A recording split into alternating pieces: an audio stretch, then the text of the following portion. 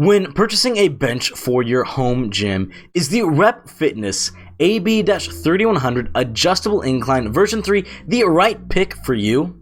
Welcome to my channel, my name is Brian, and today we will be exploring my initial impressions of this exact bench. Now, I did initially have the Bowflex 3.1 without the leg attachments, and I was not horribly impressed.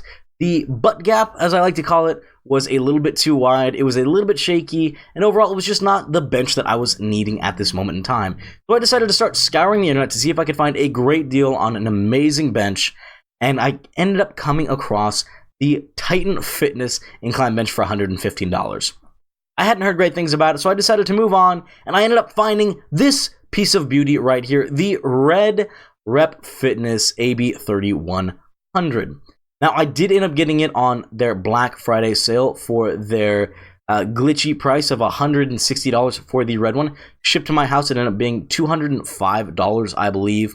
It came in 5 pieces in one big box, and it was pretty easy to put together. But why did I end up settling on this bench? Well, first of all, the big difference between the Bowflex 3.1 and the Rep Fitness AB-3100 is the amount of positions that you have to go from flat to all the way up at a 90-degree angle, or 85 to be more exact.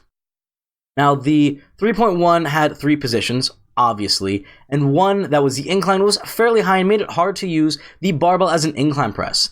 Now, the AB-3100, on the other hand, has a really nice, about 30-degree incline, which makes it a great position to get the bar unracked without racking myself in the face or hitting myself in the throat in a very uncomfortable position, which really gave me a reason to get it. The next reason is it was 17.5 inches tall, which is about the right height for a competition bench for powerlifting, which is a sport that I choose to compete in, and this can also hold 8,000 pounds, which means that it is more versatile than what I believe the 3.1 was, because this one I could do bench on here and go up as heavy as I wanted. I could do box squats if I so choose, step ups, hip thrusts. Realistically, this can hold almost any weight that I throw at it without flinching, and I was super happy with that. The one thing that they claimed is it did have a simple 20-minute assembly with a socket wrench, which they did not provide. However, they did send me with 2 awesome little adjuster thingies, and I was pretty excited to have those, and I wanted to see how they worked. Overall, it took me about 13 minutes to string all the pieces up. Wouldn't have taken me quite as long, but again, I did not use a socket, and I am very clumsy with this kind of stuff. So taking a look at it, we have 5 initial pieces. First of all, we have the back pad, the seat pad, the foot, the pole, and the entire frame itself. It was fairly easy to piece together. There were, I believe, a total of 6 or 8 actual bolts that went into this. Again, it should have been a lot faster, but I was clumsy about it. The back pad itself has 3, the seat has 2, the back footing, that is that long piece that comes up with a middle bracer, has 2, along with that bracer having 1. This gives you a really solid support and you're able to tighten them down. The only thing that I would say to this, my one thought is, I kind of wish that they would send you some kind of Loctite glue so these screws do not have the propensity to come loose. I know that sounds really petty and that's not a huge deal, but it is what it is. Now, the grip on this bench was actually really nice and I enjoyed it quite a bit. They are true to their word and it does look pretty solid across the entirety of the bench, and I really liked the feel of it. It was thick, it was solid, and it felt a lot sturdier than that 3.1 that I've previously used. The welds on this machine as well are actually really nice, considering that it comes from overseas and is not necessarily their highest quality product, meaning that they don't have to put as much detail into this. I have heard that some of the rep welds are not great, and again, these aren't perfect, but I think it is telling that we are getting better and better welds from our cheaper options. That's something that we have not had in the past. In the powder coating on this thing, the red is absolutely spectacular. It almost blends in with my back wall of the gym, which is what my wife wanted, and I gotta say, I'm pretty happy with that choice. I would have liked blue because it's my favorite color, but you get what you can get. Now, once I got done assembling this thing, I decided to sit on it and just kind of move around, wiggle, and see if I could do anything to make it shift from side to side.